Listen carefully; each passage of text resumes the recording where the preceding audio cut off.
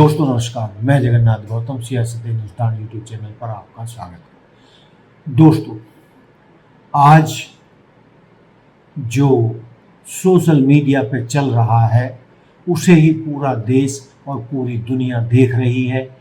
जंतर मंतर पर जो गतिविधियां चल रही हैं और जिस तरीके से वहां पर युवाओं का आक्रोश सरकार के सामने आ रहा है, और ऐसा आंदोलन जो पिछले 14 सालों में तो बिल्कुल नज़र नहीं आया और ना इसकी कल्पना की जा सकती, क्योंकि मोदी की शक्ति के आगे सब डर रहे थे। लेकिन जिस तरीके से दोस्तों देश के युवाओं ने मोदी की कट्टरता के खिलाफ, मोदी की बर्बरता के खिलाफ मोर्चा संभाला है, मोदी भी सत्ते में हैं और उनको समझ में नहीं आ रहा है कि वो करें तो क्या करें। दोस्तों, आज कोई ईरान अमेरिका युद्ध में क्या हो रहा है कोई नहीं देख रहा है। आज किसी भी मुद्दे पर कहीं टीवी चैनलों पर कुछ चल रहा है कोई नहीं देख रहा है। दोस्तों, या तो लोग जंतर मंतर पर पहुंचकर अपनी हाजिरी लगा रहे हैं, और हाजिरी भी किस संदर्भ में लगा रहे हैं कि जैसे जंतर मंतर बच्चों के लिए, युवाओं के लिए, विद्यार्थियों के लिए, छात्र छात्राओं के लिए और उनके संरक्षकों, पेरेंट्स के लिए, माँ बाप के लिए पूजा स्थल बन गया है। हर कोई जंतर मंतर पर पहुंचकर अपनी हाजिरी लगाना चाहता है, और उसका सोचना है कि वो यदि जंतर मंतर पर नहीं पहुंचा और इस आंदोलन को समर्थन नहीं किया तो वो अपने आप को कभी बाप नहीं कर पाएगा। कितने ही लोगों को आप ये कहते हुए दिल्ली की सड़कों पर सुन सकते हैं। हमने इनके वीडियो देखे, किसी का सर फोड़ दिया, किसी की टांग तोड़ दी, बेटियों के कपड़े फाड़े। शर्म आती है प्रधानमंत्री जी, बेटी बचाओ बेटी पढ़ाओ का नारा देते हो और बेटियों के ऊपर लाठियां चलवाते हो, उनके ऊपर आंसू गैस के गोले छोड़ते हो, उनको सड़क पे दौड़ा दौड़ा के पिटवाते हो, उनके खून से राजधानी की सड़कों को लाल करते हो। ये कौन सा लोकतंत्र है? प्रधानमंत्री मोदी जी से मैं कहना चाहता हूं, लोकतंत्र संवाद से चलता है, लोकतंत्र लाठीशाही से नहीं चलता, लोकतंत्र मोदी शाही से भी नहीं चलता, लोकतंत्र हिटलर शाही से भी नहीं चलता, लोकतंत्र तानाशाही से भी नहीं चलता। और तुम्हारे तानाशाही का अंत इस देश का नौजवान अपनी ताकत से करेगा, हिम्मत से करेगा। वो ताकत है बाबा साहब अम्बेडकर के संविधान की ताकत। दोस्तों, जंतर मंतर एक पवित्र और पूजनीय स्थल बन चुका है। आज सबसे ज्यादा लोग जंतर मंतर पर अपनी हाजिरी लगाने के लिए पहुंच रहे हैं, छोटे छोटे बच्चों के साथ पहुंच रहे हैं और हवाई जहाज़ों से उड़ उड़ कर जंतर मंतर पर पहुंच रहे हैं।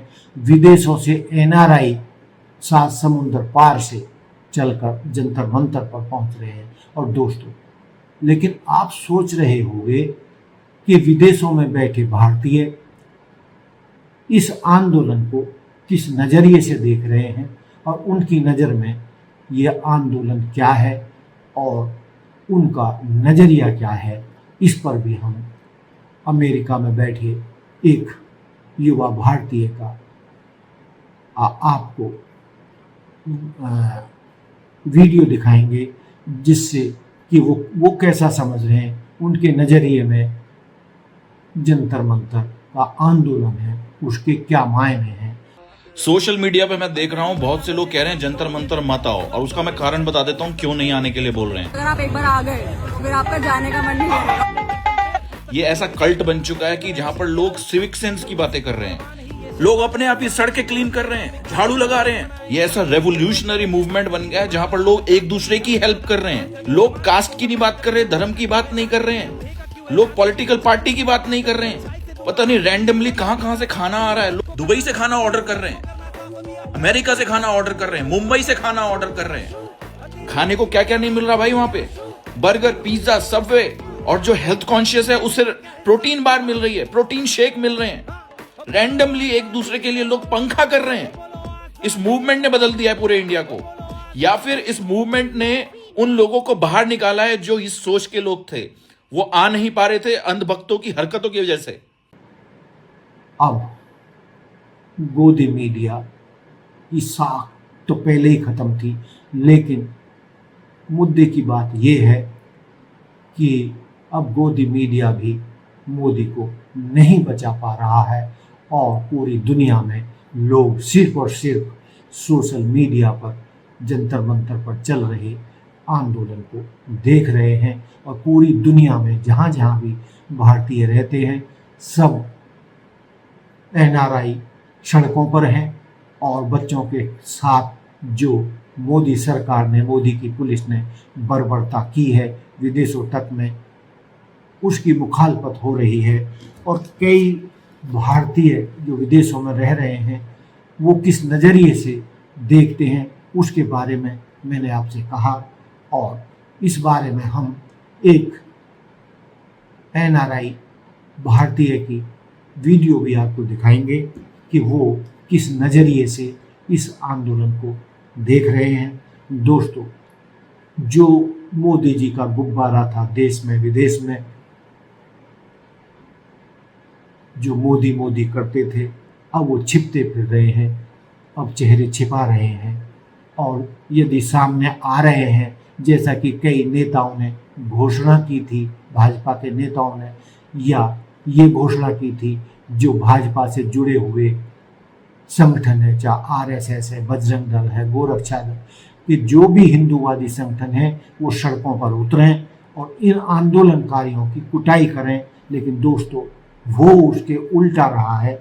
उन्हीं, चाहे बजरंग दल वाले हों, चाहे RSS वाले हों, चाहे गौरक्षा दल वाले हों, चाहे भक्त हों, सड़कों पर उतरे हुए आंदोलनकारी छात्र, युवा सब उनकी खबर ले रहे हैं और उनको सड़कों पर लिटा लिटा कर उनकी कुटाई कर रहे हैं। हालात ये हो गए हैं कि मोदी सरकार अब इन युवाओं को संभालने की स्थिति में नहीं है, और जो जो युवा चाहते हैं, जो युवाओं की मांग है, उनको जब तक सरकार स्वीकार नहीं करती ये अपने घरों को नहीं लौटेंगे।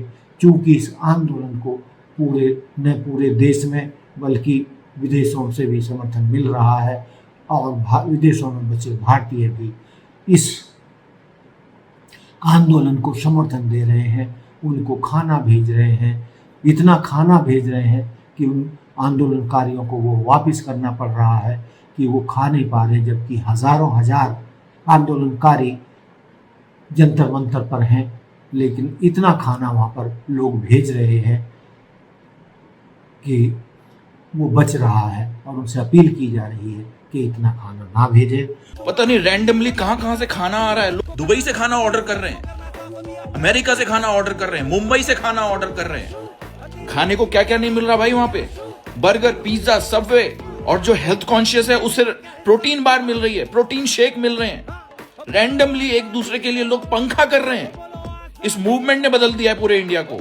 आज सबके निशाने पर मोदी जी और मोदी की सरकार है, धर्मेंद्र प्रधान है, भाजपा नेता है, भाजपा भक्त हैं, मोदी भक्त हैं, जो आज घबराए हुए हैं।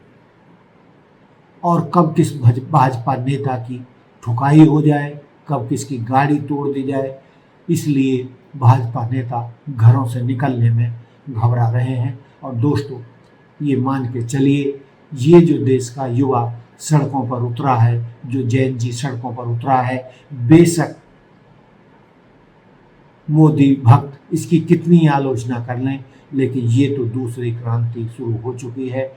और ये दूसरी क्रांति जब तक अपने अंजाम पर नहीं पहुंचेगी, तब तक ये जैन जी वापस लौटने वाले नहीं हैं।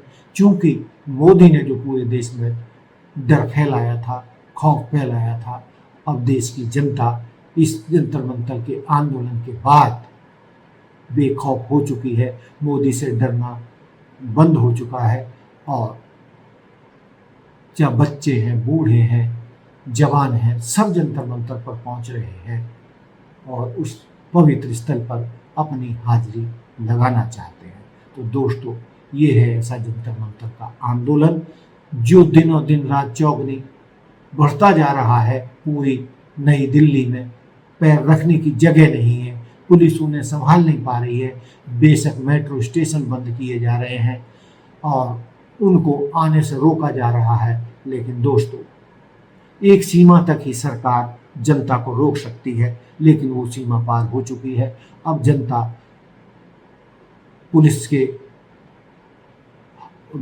के अत्याचारों से भी नहीं डर रही है और सरकार से भी नहीं डर रही है और उन्हें कोई रोकने वाला नहीं है। वो नहीं रुक रहे हैं और ना ही रुकेंगे। मैं एक बार ये कहते हुए कि आज टीवी चैनलों को कोई नहीं देख रहा है, उनकी झूठी बकवास को कोई नहीं देख रहा है, गोदी मीडिया के पत्रकारों की जगह जगह ठुकाई हो रही है।